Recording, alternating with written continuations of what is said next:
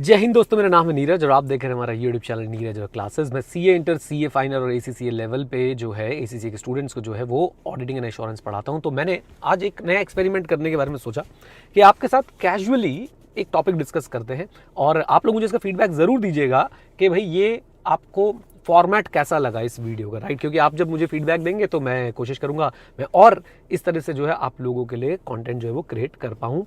तो आज हम डिस्कस करने वाले हैं ऑडिट का एक टॉपिक, मटीरियलिटी। काफ़ी कॉम्प्लेक्स टॉपिक है, काफ़ी ज़्यादा मैं बोलूँगा थ्योरी में इसको समझा पाना बड़ा मुश्किल होता है, लेकिन अगर प्रैक्टिकली आप लोग चीज़ों को सीखेंगे तो आपको ज़रूर समझ आएगा।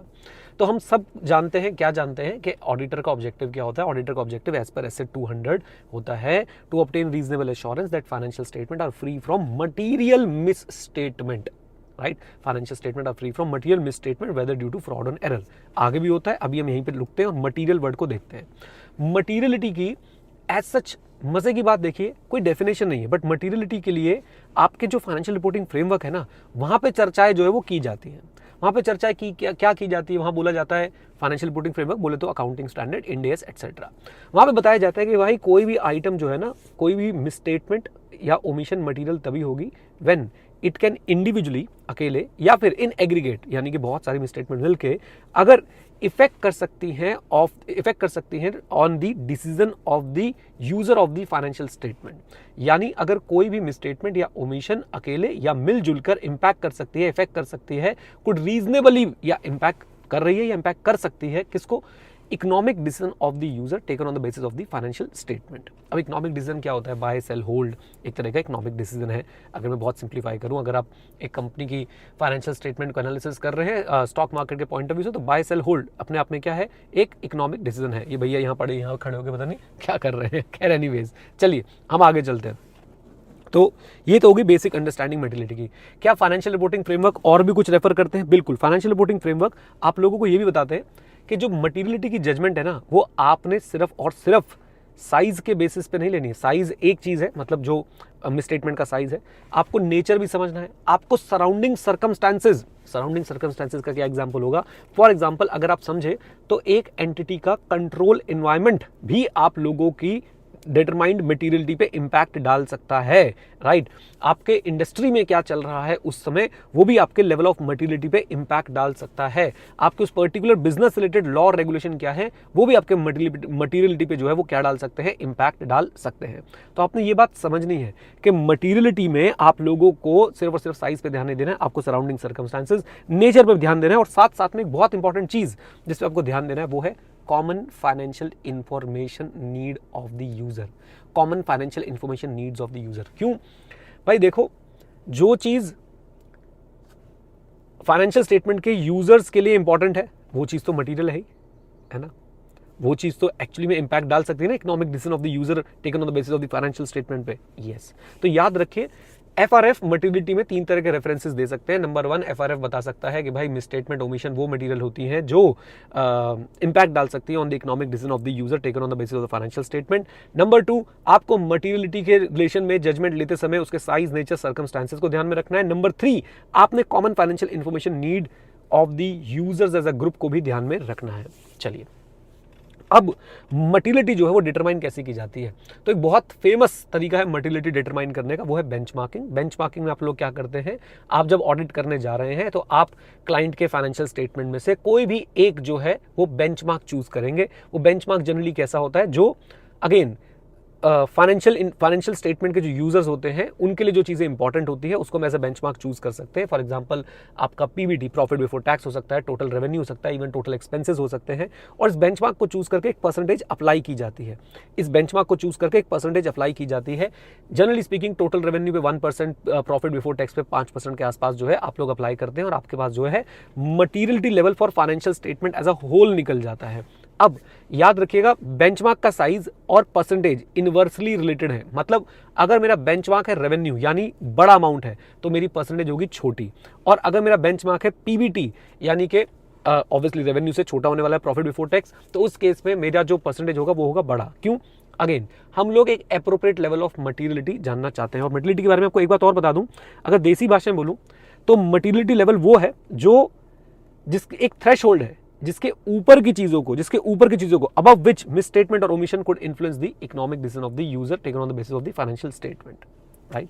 तो बेंचमार्किंग फिर से बोलता हूं, आप लोग बेंचमार्क सेलेक्ट करते हैं, बेंचमार्क को एक परसेंटेज अप्लाई करते हैं। बेंचमार्क आपका हो सकता है PBD, total revenue, total expenses, assets की वैल्यू। बेंचमार्क और परसेंटेज में जो है इनवर्स रिलेशनशिप होता है, जितना बड़ा बेंचमार्क होगा उतनी छोटी परसेंटेज होगी, और जितना छोटा बेंचमार्क होगा उतनी बड़ी जो है वो परसेंटेज होने वाली है। अगेन ये परसेंटेज किस पे डिपेंड करेगी, साइज पे, अपने नेचर पे, सराउंडिंग सर्कमस्टांसेस पे, और आपका common financial information need of the user पे भी आपका बेंचमार्क डिपेंड कर सकता है। आई होप यहां तक क्लैरिटी है। अच्छा, देन और क्या क्या चीज़ें जो आपको पता होनी चाहिए वो मैं आपको बता देता हूं। अब मटीरियलिटी हम लोग ऑडिट में यूज़ कहाँ पे करते हैं, तो मटीरियलिटी हम लोग प्लानिंग में यूज़ करते हैं, हम लोग while performing the audit use करते हैं, और साथ साथ में मटीरियलिटी को हम लोग ऑडिट के एंड पार्ट में भी हम लोग यूज कर रहे होते हैं। बेसिकली क्या होता है, जितने भी मटेरियल स्टेटमेंट्स होते हैं उनको इकट्ठा करते हैं और मैनेजमेंट के पास जाकर रिक्वेस्ट करते हैं कि मैनेजमेंट ये मटेरियल स्टेटमेंट्स हैं, आप इनको करेक्ट कर दो। मैनेजमेंट अगर करेक्ट कर देती है वेरी गुड, मैनेजमेंट अगर करेक्ट नहीं करती है तो हम लोग फिर से एक बार अपनी मटेरियलिटी को रीअसेस करते हैं, और उसके बाद हम टीसीडब्ल्यूजी के पास जाते हैं, उनसे सारी चर्चाएं करते हैं कि इसका इंपैक्ट हमारे ऑडिट रिपोर्ट पे क्या आ सकता है। एसएस 705 जो है वहां पे एक्टिवेट हो जाता है। बोलो तो और एसएस भी आप लोगों को घुमा के ले आऊं। मटेरियलिटी का स्टैंडर्ड जो होता है वो होता है 320। Materiality in planning and performing an audit, planning का होता है एसए 300। और अब जो बातें बोल रहा हूं ध्यान से सुनिएगा, कनेक्ट करवा रहा हूं। एसए 210, अगर यहां तक आप पहुंच गए तो आपको बस मोक्ष की उपलब्धि होने वाली है। एसए 210 जो डील करता है किससे, agreeing the terms of an audit engagement, उसके अंदर आप लोग पढ़ा करते हैं content of audit engagement letter. Content of audit engagement letter में आता है हमारा ऑब्जेक्टिव क्या है, हमारी रिस्पॉन्सिबिलिटी क्या है, यानी ऑडिटर, जब मैं हमारा बोल रहा हूं तो मतलब ऑडिटर, मैनेजमेंट की रिस्पॉन्सिबिलिटी क्या है, मैनेजमेंट की रिस्पॉन्सिबिलिटी क्या है, और साथ में हम लोग आइडेंटिफाई करते हैं एप्लीकेबल फाइनेंशियल रिपोर्टिंग फ्रेमवर्क। और इसी के साथ लास्ट में एक बात लिखी होती है, ध्यान से सुनिएगा, इसमें स्टूडेंट्स कंफ्यूज रहते हैं। लास्ट में आपका जो ऑडिट एंगेजमेंट लेटर का कंटेंट है उसमें एक बात लिखी होती है, reference to expected form and content of the audit engagement letter, sorry, reference to expected form and content of the audit report to be issued and a statement that it may vary in certain circumstances, right। तो यहाँ पे actually SS 700 और 705 को refer कर रहा हूं मैं। SS 700 आपको फॉर्मेट और कंटेंट बताता है, एसएस 705 जो है वो आप लोगों को मॉडिफिकेशन के सर्कमस्टांसेस बताता है, और साथ साथ में एसएस 706 को भी उठा लेते हैं। 706 में बात होती है एम्फेसिस ऑफ मैटर पैरा और अदर मैटर पैराग्राफ की, राइट। तो आपको वहां पे एक स्टेटमेंट देनी होती है कि भाई देखो हमारा एक्सपेक्टेड फॉर्म और कॉन्टेंट ये रहने वाला है, लेकिन इन सर्टन सर्कमस्टांसेस जो है ये चेंज हो सकता है। मैं इसको कैसे कनेक्ट करने वाला हूं, वापस आइए एसए 450 पे। 450 में मैनेजमेंट के पास गए थे, मैनेजमेंट को बोला था ठीक कर दीजिए, मैनेजमेंट ने ठीक नहीं करा, हमने मटीरियलिटी 320 रीअसेस करा, और उसके बाद जो हमने देखा कि भाई ये अनकरेक्टेड मिसस्टेटमेंट है, उससे लेके हम टीसीडब्ल्यूजी के पास गए, वहां जाके हम उन्हें बता रहे होते हैं कि इसका हमारे ऑडिट रिपोर्ट पे, हमारे ओपिनियन पे क्या इंपैक्ट आ सकता है। और याद रखिए जब भी आप मॉडिफिकेशन कर रहे होते हैं, यानी 705 कर रहे होते हैं, 706 कर रहे होते हैं, 706 is not modification, it is EOM OM. जब आप 705 या 706 कर रहे होते हैं मेरे साउथ इंडियन ऑडियंस के लिए 705 एंड 706, तो उस केस में आप लोग क्या करते हैं, उस केस में आप टीसीडब्ल्यूजी से जरूर बातचीत करते हैं, and you communicate them that this is the proposed wording of my modification और माय एडिशनल कम्युनिकेशन, एंड आप ये भी बताते हैं कि इसका इंपैक्ट मेरे रिपोर्ट पे जो है वो क्या आ रहा है। चलिए, तो ये मटीरियलिटी का एक और एस्पेक्ट था। देन एक चीज हमने डिस्कस कर ली कि मटीरियलिटी जो है वो आपका जरूरी नहीं है कि सिर्फ साइज का ही मैटर हो, मटीरियलिटी बिकॉज ऑफ नेचर भी हो सकती है। स्पेसिफिकली अगर मैं बात करता हूं, कैमरा थोड़ा सा सीधा कर लूं, हाँ, स्पेसिफिकली अगर मैं बात करता हूं, अगर लॉ और रेगुलेशन की कोई रिक्वायरमेंट है तो वहां पे भाई साहब आपका मटीरियलिटी लेवल जो है वो लॉ और रेगुलेशन ने डिसाइड किया है, वहां पे आप मटीरियलिटी का, आपने जो मटीरियलिटी डिटरमाइन करी है उससे कोई काम जो है वो नहीं कर सकते हैं एज सच। चलिए, देन हम लोग आगे चलते हैं और कुछ चीज़ों को देखने की कोशिश करते हैं, और वो बहुत इंपॉर्टेंट चीज़ें हैं जो मैं चाहता हूं कि आप लोग जरूर जरूर जरूर मेरे साथ देखें और समझें। अब सुनिए आगे की कहानी। तो मैंने आपको बताया कि आप materiality level for financial statement as a whole कैसे डिटरमाइन करते हैं। आप लोग जो है फाइनेंशियल स्टेटमेंट में से एक एलिमेंट उठाएंगे, लेटर से प्रॉफिट बिफोर टैक्स, उस पर 5% लगाएंगे। मान लीजिए 100 करोड़ आपका प्रॉफिट बिफोर टैक्स था, 5% लगाया, 5 करोड़ की जो है वो मटीरियलिटी आ गई। अब नेक्स्ट स्टेप क्या होता है, आपको एक परफॉर्मेंस मटीरियलिटी भी डिटरमाइन करनी होती है। परफॉर्मेंस मटीरियलिटी डिटरमाइन करना बहुत आसान है, समझने में कई बार स्टूडेंट बहुत दिक्कत इसको फेस करते हैं। मैं आपको सिंपल सी बात बताता हूं, performance materiality is nothing but a percentage of the financial statement level materiality. Financial statement level materiality आपने निकाली 5% ऑफ पीबीटी, 100 करोड़ का 5% is 5 CR। Now you will apply a percentage between 50 to let us say 80, 50% to 80% of the financial statement materiality. आपकी financial statement materiality थी 5 करोड़ की, अब आप एक काम करिए, इस पे 75% लगा दीजिए तो 3.75 करोड़ आ जाएगा। एक बार फिगर्स चेक कर लीजिएगा भाई, कैलकुलेशन के लिए मत बोलना, मेरा मेन बात है कि मैं आपको कॉन्सेप्ट समझा दूं। तो आपका 5 करोड़ का 75% आ गया 3.75 करोड़। कैलकुलेशन फिर से बोलूंगा, रिक्वेस्ट करूंगा चेक कर लीजिएगा, गलत हो तो एक्सपोज वीडियो मत बनाइएगा। अब ये 3.75 करोड़ क्या है, ये आपकी परफॉर्मेंस मटेरियलिटी है, राइट। तो परफॉर्मेंस मटेरियलिटी निकालने का सिंपल सा तरीका है भैया, आपने अपनी materiality for financial statement as a whole को पकड़ना है, उसमें 50 से लेकर 80% तक जो है अप्लाई कर देना है। ये 50 से 80% कैसे डिसाइड होता है, जो मेरी अंडरस्टैंडिंग बोलती है रिस्क ऑफ मटेरियल मिसस्टेटमेंट से डिसाइड होता है। What is risk of material misstatement? Risk of material misstatement is the risk of material misstatement in the financial statement prior to audit. देसी भाषा में फाइनेंशियल स्टेटमेंट में material misstatement होने के chance को हम लोग रिस्क ऑफ मटेरियल मिसस्टेटमेंट बोलते हैं, and this is independent of auditing.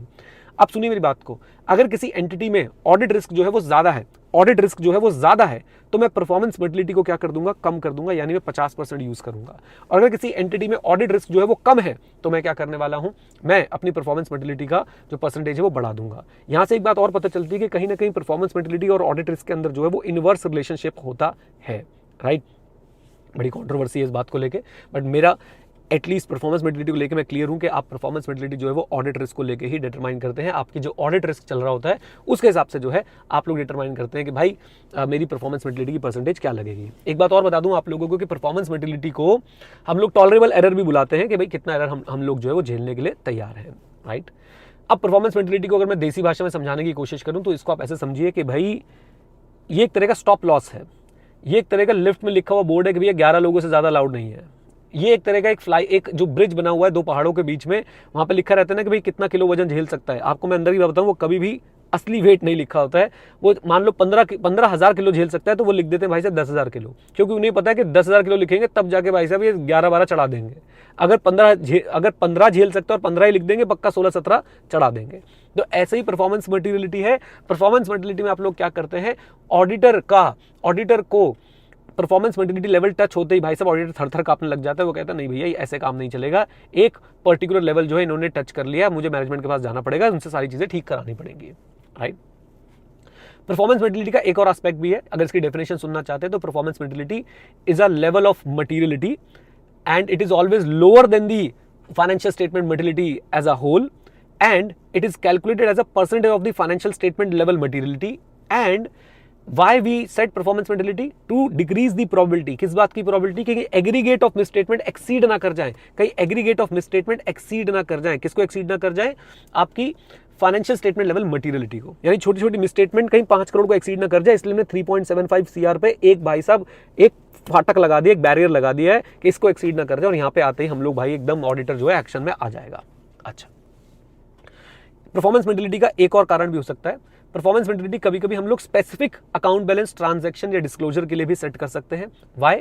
अगर ये specific account balance transaction disclosure ऐसे हैं जिनमें फाइनेंशियल स्टेटमेंट लेवल मटेरियलिटी से कम के अमाउंट से भी यूजर के जजमेंट पे इंपैक्ट आ सकता है। फिर से सुनिए, कोई specific transaction disclosure account balance ऐसा है जिसमें फाइनेंशियल स्टेटमेंट लेवल की जो मटेरियलिटी थी 5 करोड़, उससे कम की भी मिसस्टेटमेंट से जजमेंट ऑफ द यूजर पे इंपैक्ट आ सकता है। तो ऐसे आइटम्स के लिए हम लोग स्पेसिफिक मटेरियलिटी डिसाइड कर लेते हैं। Again it's a matter of professional judgement and this is sometimes also termed as performance materiality, right. एक लेवल और होता है मटेरियलिटी का जिसमें हम लोग बोलते हैं क्लियरली ट्रिवियल क्वांटिटी, यानी कि भैया जिसको छोड़ो इसको, बहुत ही छोटी सी क्वांटिटी, यानी कि जो क्लियरली हमारे लिए मटेरियल नहीं है। और अब आप आके यहाँ तक अगर पहुंच गए तो भाई पहले तो मैं आपकी तारीफ करना चाहूंगा, तुम एक्चुअली में ऑडिट पढ़ना चाहते हो। बट आप इस बात को समझिए कि मटेरियलिटी कितना प्रैक्टिकल कॉन्सेप्ट है। कोई इसको भाई ऐसे नहीं कर सकता कि बस ये मटेरियल है जी, इसके ऊपर मटेरियल है, नहीं। थ्योरी में आप बोल सकते हो कि इसके ऊपर मटेरियल, लेकिन प्रैक्टिकली आपको हर चीज का ध्यान रखना है कि भाई ये मटेरियल है कि इमटेरियल है। वहां पे प्रोफेशनल जजमेंट जो भर के यूज होने वाली है, राइट। चलिए, आई होप आपको परफॉर्मेंस मटेरियलिटी का भी मतलब जो है वो समझ में आया। अब इसके अंदर थोड़े बहुत थ्योरी वाले टॉपिक्स हैं, जैसे कि बेंचमार्किंग में आप लोग जो है बेंचमार्क कैसे सेलेक्ट करते हैं, वो सारी चीज़ें हम लोग क्लास में पढ़ते हैं, उसकी रिवीजन वीडियोस वगैरह अवेलेबल है। क्या फैक्टर्स आपको कंसिडर करने चाहिए, for example elements of financial statement आपको कंसिडर करने चाहिए। फॉर एग्जांपल जहाँ तेरी ये नज़र है, मतलब जो यूज़र के लिए बहुत ज़्यादा इंपॉर्टेंट है। फॉर एग्जांपल जो चीज़ बहुत ज़्यादा वोलेटाइल है, स्टेबलाइज नहीं है, हम उसको कभी भी बेंचमार्क नहीं बना सकते हैं, है ना। तो और भी 2-3 चीज़ें, जैसे कि अभी एंटिटी की लाइफ साइकिल क्या चल रही है, नेचर ऑफ बिजनेस क्या है, एंटिटी का ऑर्गेनाइजेशनल स्ट्रक्चर क्या है, एंटिटी इक्विटी फाइनेंस्ड है, डेट फाइनेंस्ड है। सी ये कोई लेक्चर नहीं है, ये एक कैजुअल डिस्कशन है। एंड तभी मैं आप देख रहे हैं कि मैं आपसे एकदम ऐसे बात कर रहा हूँ जैसे हम लोग कहीं बैठ के मटेरियलिटी पे चर्चा कर रहे हो, ओके तो ये बेंचमार्किंग की बातें हो गई। देन उसके बाद क्या मर्टिलिटी हम लोग रिवाइज कर सकते हैं। भाई साहब मर्टिलिटी इज अ डायनेमिक कॉन्सेप्ट। मर्टिलिटी जो है वो over a period of time definitely revise होता रहता है। आप लोग शुरू में आके बेंचमार्किंग की तरफ से एक अपनी इनिशियल लेवल ऑफ मर्टिलिटी जो है वो डिटरमाइन करते हैं। उसके बाद बहुत सारी घटनाएं घट सकती है। फॉर एग्जाम्पल आप लोगों के सामने कोई नया सर्कमस्टांस आ सकता है कि भाई आपने मर्टिलिटी डिसाइड करी थी एक टर्नओवर के बेसिस पे, एंटिटी ने अपना एक मेजर पार्ट जो है वो बेच दिया, इस साल उसका टर्नओवर जो है कम होने वाला है। You have to revise your level of materiality. आपके पास कोई न्यू इन्फॉर्मेशन निकल के आ गई, एक्चुअल फाइनेंशियल रिजल्ट और बजटेड फाइनेंशियल रिजल्ट में बहुत बड़ा डिफरेंस है, या फिर आपकी अंडरस्टैंडिंग अबाउट द एंटिटी उसके ऑपरेशन को लेकर जो है कोई चीज़ चेंज हो चुकी है, राइट। तो ऐसी सिचुएशन में आप डेफिनेटली मर्टिलिटी को रिवाइज कर सकते हैं। और याद रखिएगा मर्टिलिटी कोई भी कांस्टेंट चीज़ नहीं है, it's a dynamic concept, it keeps on changing during the audit. Materiality और ऑडिट रिस्क के बीच में इन्वर्स रिलेशनशिप होता है। इसकी दो एक्सप्लेनेशन बनती है। एक कहा जाता है कि देखिए जी, अगर जैसे मैंने आपको बताया परफॉर्मेंस मर्टिलिटी के केस में कि अगर ऑडिट रिस्क ज़्यादा है तो मैं अपनी मर्टिलिटी को क्या रखना चाहूँगा, थोड़ा सा कम रखना चाहूँगा ताकि मैं ज़्यादा चेकिंग कर पाऊँ। और दूसरा एक ये कहा जाता है कि भाई जो मटेरियल आइटम्स होते हैं उनके अंदर रिस्क कम होता है, राइट। तो दोनों थॉट्स में से जो थॉट आपको अच्छा लगे वो आप अपना सकते हैं, बट इन्वर्स रिलेशनशिप होता है ये पक्का है, कोई भी डायरेक्ट रिलेशनशिप नहीं बोलेगा। ओके तो ये था हमारा कैजुअल डिस्कशन मटेरियलिटी को लेके। मैंने बीच में काफ़ी सारे स्टैंडर्ड्स इन्वॉल्व करने की कोशिश करी, क्योंकि मेरा ऐसा मानना है कि अगर आप ऐसे मेरे साथ स्टैंडर्ड डिस्कस कर लेंगे तो आप लोगों के कॉन्सेप्ट तो स्ट्रांग होंगे, साथ में आपको स्टैंडर्ड्स के नाम नंबर भी याद होना शुरू हो जाएंगे। प्लीज़ मुझे जरूर बताइएगा कमेंट बॉक्स में कमेंट करके कैसे लगा आपको एक casual discussion on materiality SA 320 and फिर हम देखेंगे क्या करना है, ठीक है। चलिए with this note, thank you very much, stay connected, stay hit, जय हिंद। और हाँ मित्रों, सीखते रहें क्योंकि सीखना शुरू तो जीतना शुरू। Bye bye and take care, God bless you all.